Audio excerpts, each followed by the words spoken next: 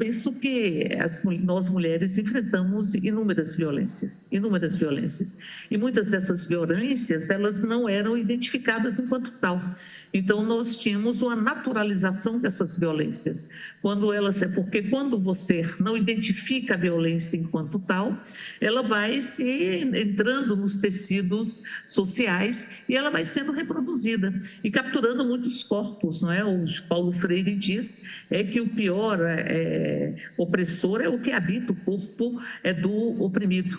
Então, nós vivemos várias violências, nós mulheres, inclusive a violência política, que se expressa na subrepresentação feminina no parlamento. Aqui na Câmara nós temos 17, pouco mais de 17, menos de 18% de mulheres, nós somos mais de 50% da população. Mas ela também vai se expressar numa violência no exercício dos nossos mandatos. Em grande medida, nós rompemos uma barreira de uma lógica sexista que nos indica que não fizemos o luto do colonialismo, onde os donos da terra também se sentiam donos das pessoas, e nós, quando rompemos esse processo e adentramos um espaço que eles pensaram para ser ocupados apenas por homens, eles querem nos manietar, nos silenciar, portanto, acorrentar. E, nesse sentido, nós sofremos inúmeras violências políticas de gênero. Nós já escutamos aqui: mulher que não age como mulher tem que apanhar como homem, vocês deviam dormir e não acordar mais, vocês são gaiolas das loucas, o deputéricas, que é um trocadilho entre deputadas e histéricas. Ou seja, tudo isso são tentativas de nos calar. E agora, esse processo que querem caçar os nossos mandatos, são 6 mulheres, e dentre as 6 mulheres, 2 mulheres indígenas, Juliana Cardoso e a Célia Chacriabara, ou seja, 2 mulheres indígenas e 6 mulheres, dentre 6 mulheres que estão sofrendo uma violência acerbada, uma violência exacerbada, eu diria, de gênero nesse momento. Portanto, nós, todos os dias, nós temos que dizer: não nos calarão. E muitas vezes a gente pensa que tem razão Nelson Rodrigues quando disse que o absurdo perde a modéstia, né? O absurdo perde a modéstia. O fascismo acha que pode se expressar dessa forma. O machismo, o sexismo, que tem esse pacto com o patrimonialismo e com o racismo, que é um pacto letal, acha que pode tirar todas as suas vestes e, de forma desnuda, passear livremente em todos os tapetes. Mas temos absoluta certeza que eles não passarão. E nós passaríamos, como diz o próprio poeta. Então, nesse sentido, é preciso analisar o lugar onde nós estamos, um lugar de mulheres, e mulheres dentro de uma construção de gênero. Quando eles tentam negar que há uma construção de gênero e tem uma verdadeira gênerofobia aqui na Câmara Federal, eles, de verdade, querem biologizar a violência que nós sofremos, a violência que nós mulheres sofremos, a discriminação que nós sofremos. Porque o gênero, a violência de gênero, o gênero significa uma construção cultural, uma construção social que subalterniza as mulheres e tenta estabelecer locais de exercício das nossas atividades, que são locais longe dos espaços de poder. Então, negar essa concepção de gênero significa tentar naturalizar a discriminação que nós sofremos, porque não somos discriminadas por sermos mulheres, somos discriminadas porque se construiu uma concepção de gênero que subalterniza as mulheres, que dá às mulheres papéis secundários e que tira os espaços de poder para serem ocupados pelas mulheres, ou seja, que nós tenhamos igualdade de direitos. Tanto essa lógica está tão entranhada que aqui na Câmara, durante o período de construção da Constituição, durante a Constituinte, não havia banheiros femininos no plenário da Câmara. Então, é como se o espaço do plenário da Câmara não fosse pensado para ser ocupado por mulheres. Por muito tempo, nós não tivemos licença maternidade para as parlamentares, como se não se imaginasse que iríamos ter mulheres que têm crianças, filhos e filhas ocupando espaços na Câmara Federal. Então, a partir de tudo isso, é que nós temos que pensar, inclusive, a própria saúde. Em grande medida, penso eu, que é preciso incorporar a atenção à saúde mental dentro da atenção estratégia de saúde da família, porque não tem espaços de fala, as mulheres não têm espaço de fala, são espaços domésticos, que são espaços que querem nos empurrar para serem exclusividade da própria mulher, são espaços de muita solidão, são espaços onde você não lida com o conjunto da diversidade da própria sociedade. Já há um processo de destruição dos espaços públicos na nossa sociedade. Vejam que as praças em grande medida estão esvaziadas, nos roubam as praças, nos roubam as ruas, e a cidade, o próprio direito da cidade, ele também é atingido por essa lógica de discriminação, de subalternização de gênero que atinge o gênero feminino. Digo isso porque é como se a cidade fosse negada para as mulheres durante a madrugada, é como se a sociedade fosse negada, e negada inclusive para a população trans. Muitas vezes se nega a cidade para o afeto LGBT, se nega a cidade para grande parte da própria população e se nega a cidade para a própria mulher. Então, quando você não tem espaços de escuta, você primeiro é submetida a um processo de culpabilização das mulheres pela violência que sofrem. Ou seja, é como se houvesse a culpa que é entranhada, reproduzida, invisibilizada, ela vai corroendo a autoestima e contribuindo nessa subalternização que querem impor às próprias mulheres. Como se a sociedade dissesse: ocupa teu espaço público, mas que seu filho não adoeça. Ocupa teu espaço público, mas que sua casa esteja intacta. Ocupa teu espaço público, mas esteja sempre disponível para o seu marido, para o seu companheiro, enfim, quando ele quiser ter uma relação com você. E quando a mulher não dá conta dessa ditadura das perfeições, ela se sente culpada. Quantas mulheres se sentem culpadas porque deixam o seu filho e porque tem que ir trabalhar e o menino chora? Quantas mulheres se sentem culpadas porque negam a relação com os seus maridos porque não têm vontade de tê-la naquele momento? Então, a culpa é um instrumento profundo de dominação e ela significa consolidar a invisibilização de telhados, de tetos de vidro, ou de tetos de vidro e de paredes de vidro. Quando o teto é de vidro e você não vê, você não combate o que você não vê. E como ele é de vidro e você não vê, e você não chega nos espaços de poder, vai se dizer: não, nada te impede, porque está invisibilizados os tetos, estão naturalizados os tetos e invisibilizados. E tende-se a culpabilizar a mulher porque ela não atinge os espaços de poder. Quantas vezes nós escutamos: não, as mulheres não estão nos espaços parlamentares porque não querem, as mulheres não estão nos espaços de poder porque não querem. Então, portanto, culpabilizar as mulheres. Isso exige uma outra lógica de atenção à saúde, e particularmente à saúde mental. É que nós possamos incorporar a saúde mental na estratégia de saúde da família, para que nós tenhamos espaços de escuta, porque quando a mulher escuta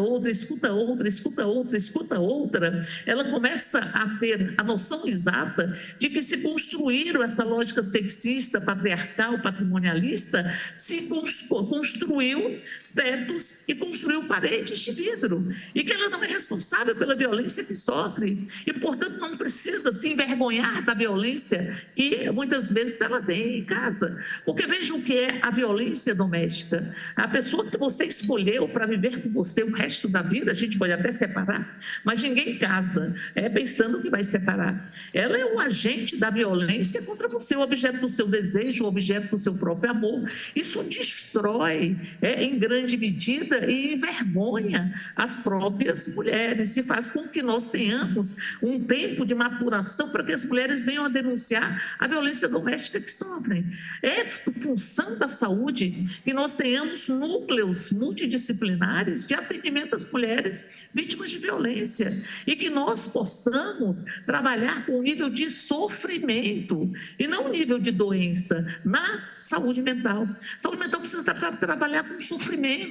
O sofrimento, se você reúne as mulheres vão falar das suas angústias e vão perceber, inclusive, que os seus medos, em grande medida, são medos impostos por uma lógica que busca negar a coragem que nós carregamos. Por isso, penso eu, que quando se fala em saúde da mulher, nós precisamos entender que é preciso considerar aspectos culturais, aspectos econômicos, aspectos sociais, que estão presentes na nossa vida. É como o Paulo Freire diz, ninguém nasce feito, né? E eu digo, ninguém nasce nem sai daqui feito. A gente vai se fazendo, e a gente vai se fazendo como fruto da trama das nossas relações.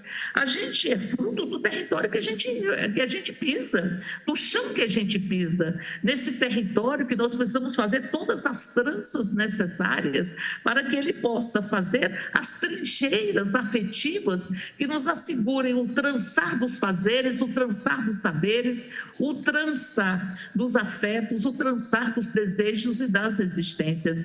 Digo isso, portanto, que se pensa em saúde, uma política de saúde para as mulheres, primeiro considerar que nós precisamos analisar todos os aspectos sociais, econômicos, culturais e analisar a lógica de discriminação sexista que a gente enfrenta todos os dias e que por muito tempo, como disse, naturalizada estava, que não se percebia a violência que estava posta. Eu fico pensando da importância de desnaturalizar o que não é natural. As desigualdades não são naturais, é preciso desnaturalizar.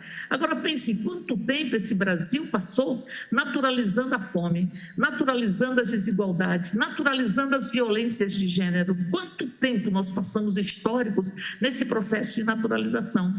E se nós vamos considerar os aspectos sociais, culturais, aspectos econômicos para uma política de saúde para as mulheres, é preciso considerar as nossas mulheridades. As mulheres trans, as mulheres negras, as mulheres indígenas, as mulheres adolescentes, as mulheres em privação de liberdade, as mulheres da terceira idade, as mulheres lésbicas, mulheres do campo, mulheres da água, enfim, nós temos mulheridades que precisam ser consideradas. Nós temos uma unidade e uma identidade de gênero, mas nós temos especificidades que as políticas públicas têm que considerar, e penso que a saúde, ela oportuniza um dos maiores processos de transversalidade, porque ela, entendendo que saúde não é necessariamente o contraponto da doença ou a ausência de doença, mas é qualidade de vida, e qualidade de vida é o quê? Qualidade de vida é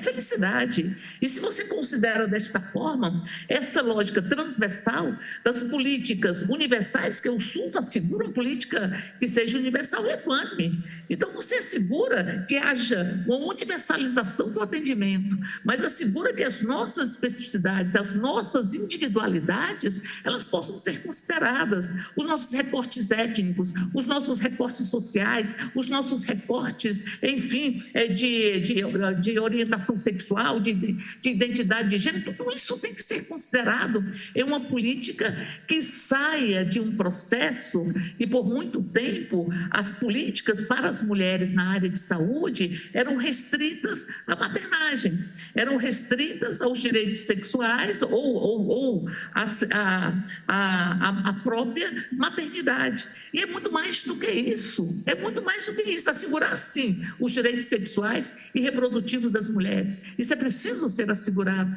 mas é preciso que nós entendamos a miríade de formas de ser. E falo isso porque nós vivenciamos um processo de muita crise de identidades, de muitos modelos que são muito rígidos e rótulos que querem nos impor. Nós não cabemos dentro de rótulos, porque a sociedade não é binária. A sociedade, ela tem várias formas de se expressar. A humanidade, que é uma só, tem várias formas de olhar, tem várias formas de ver, de ouvir, tem várias formas de sentir, tem várias etnias.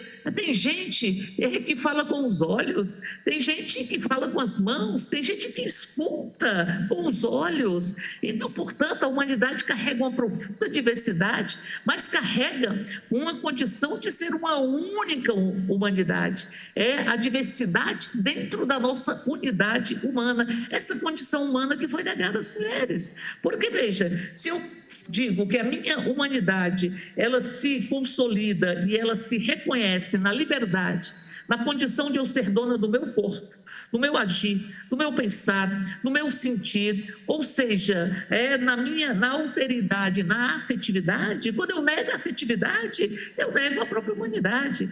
Quando eu nego a condição de sujeito, eu nego também a própria humanidade. Há um processo de desumanização simbólico que sempre antecede a desumanização literal.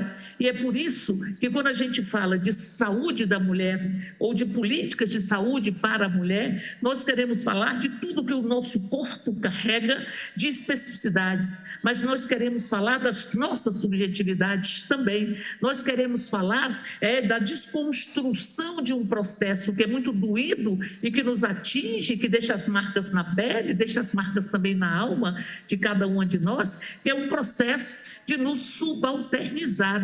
É a violência que por muito tempo foi autorizada, a violência que muitas vezes se expressou no dom do saber, porque nós também identificamos, há uma violência obstétrica,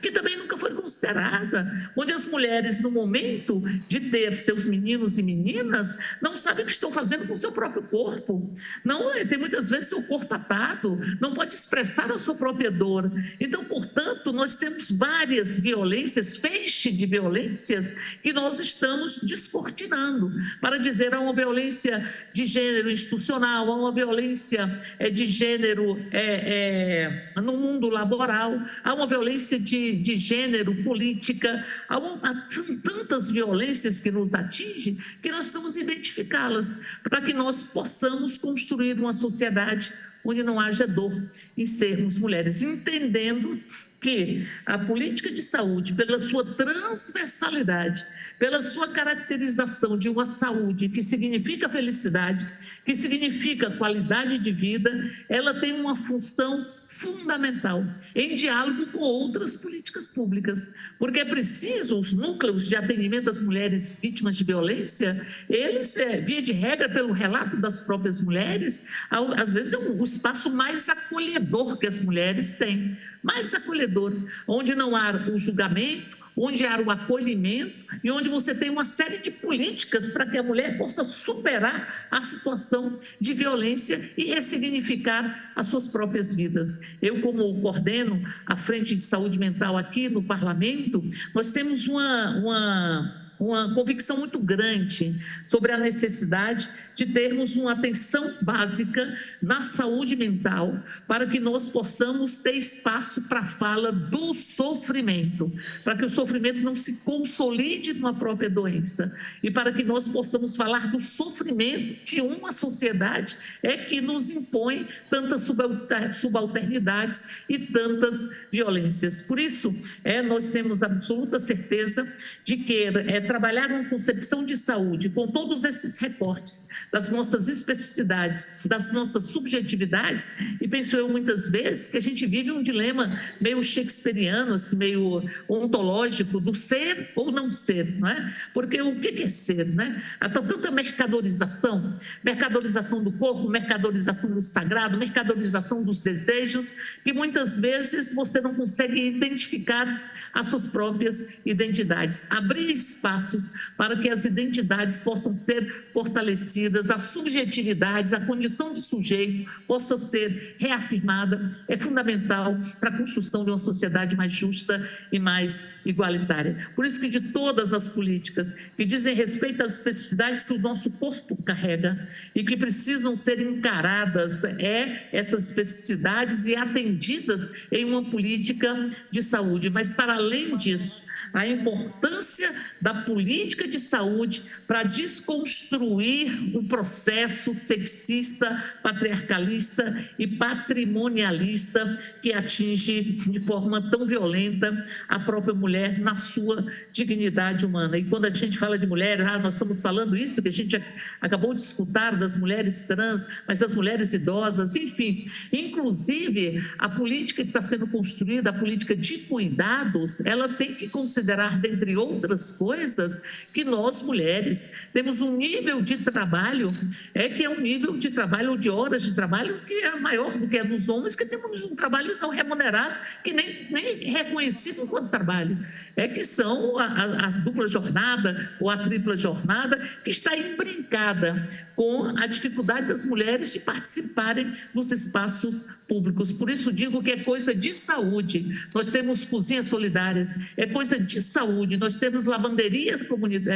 comunitárias, solidárias. É coisa de saúde nós construirmos um desenvolvimento social que possa fazer com que nós, mulheres, possamos, enfim, termos a liberdade que carregamos na nossa história. Porque diz Frida Kahlo, e eu acho que ela tem muita razão, de que para que a gente precisa de pernas? A gente dá até conta de voar. Isso me lembra também um poeta da minha terra, que ele diz que voar, que eles são muitos, mas não conseguem voar. E nós, mulheres, conseguimos voar. Porque de tudo, e assim termino, que nós enfrentamos no dia a dia. Eu estou no meu 6º mandato, mas meu 4º mandato como deputada federal, e a gente tem convivido permanentemente com a violência política de gênero. E é preciso, primeiro, identificá-la, identificar as violências quando são violências, porque se é naturalizada, é invisibilizada, se entranha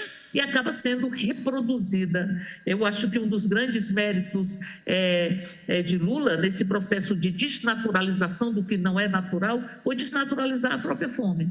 Quando você diz assim, nem todo brasileiro tem o direito de comer 3 vezes por dia, a fome não é natural. A fome não é natural.